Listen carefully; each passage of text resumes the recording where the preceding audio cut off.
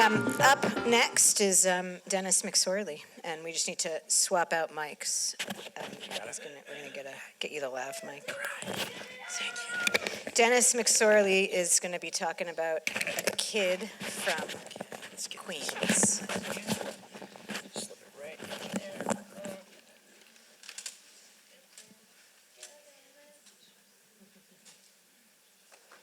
Dennis, tell me when you're ready.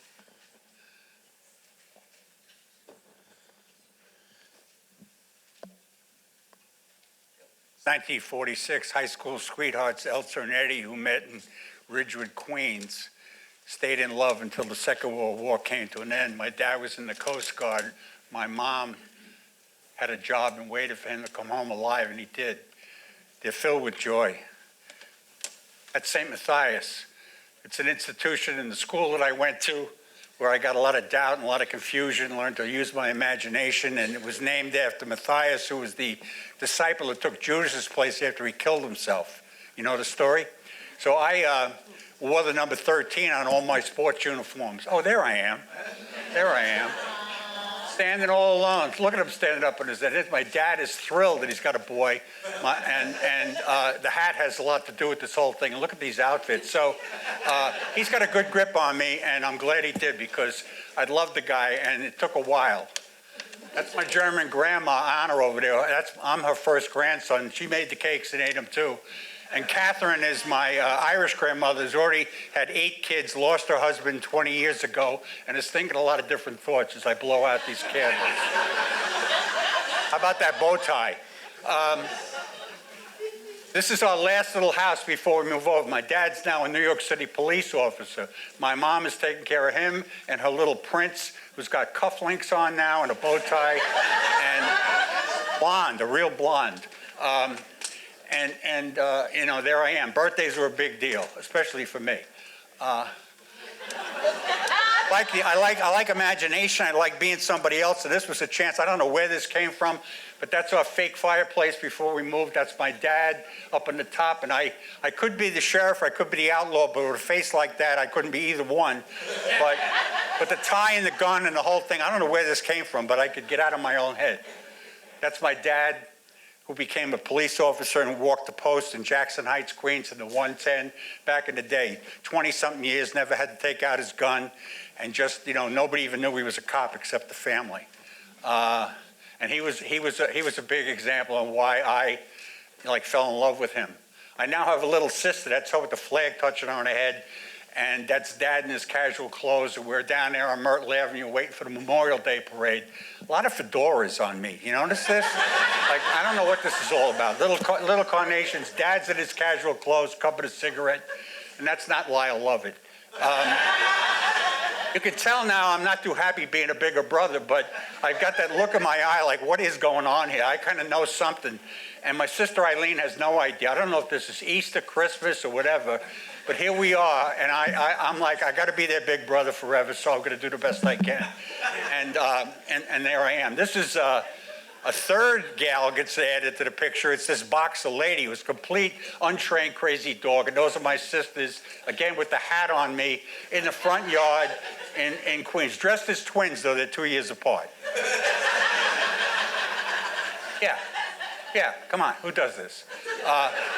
Big day. I don't know what happened, but I get my first Holy Communion, a lot of $5 bills in the thing, and Mom's wearing a fake fur coat. My dad's a cop. Who knows how he got the money?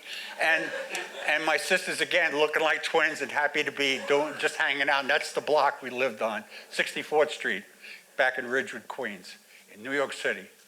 That's a candy store. They're on every corner. My dad would throw me a quarter and say, "Give me a pack of smokes, the paper, and keep the change." So for 21 cents, I could get the Chesterfields. For 2 cents, I got the Daily News, and I had 2 pieces of penny candy left over. And I'd slow walk home, hand him the paper, because it would never come back to me anymore, and read about Mickey Mantle and the Yankees. This is one of the most dangerous places in New York City. It's a playground.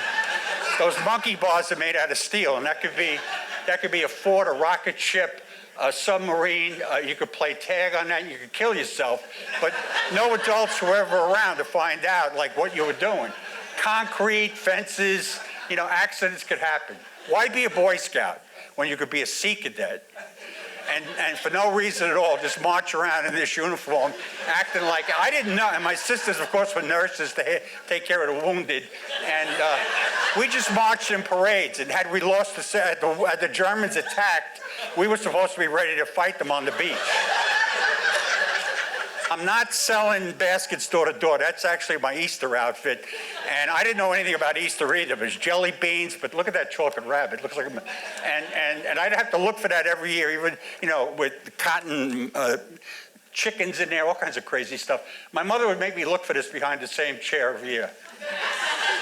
The Irish Riviera is also known as Rockaway Beach. It was 9 miles from our house.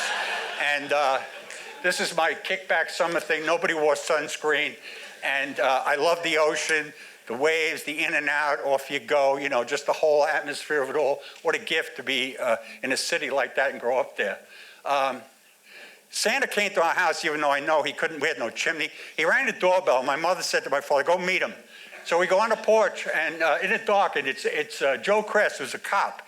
He has a cigarette with my father. They take a slug of a vodka, and they walk in, and my sisters are over the moon because Santa has actually come to our house. And I'm knowing that that's impossible. That's my reward for keeping this secret. That's an English racer bike with an air pump and a saddle. That was my good bike. Hand brakes, the whole deal. Nobody had one, but I did because I was the good little son, and conditional love got me that thing. This is me and Kathy, high school sweethearts, different high schools, coming down the same steps of the same church that my mother and father had come down just years ago, starting our own little journey and a life of our own, right back where it all started. That was a big day. So I don't know where you are, but there I am. And home is supposed to be where your heart is. And even though I look like I could be anywhere in the world, I know where I come from, and I know you do too. And I hope that you have a place that's a home for your heart, now and always. So thank you.